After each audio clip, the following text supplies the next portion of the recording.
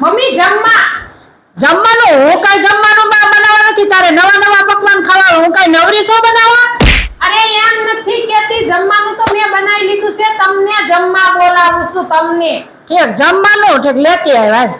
આ મમ્મી આ બાજુવાળા ઝઘડો કરે છે અને ઓ રગડો, હા એને તો રગડો સારો બનાવતા આવડે છે.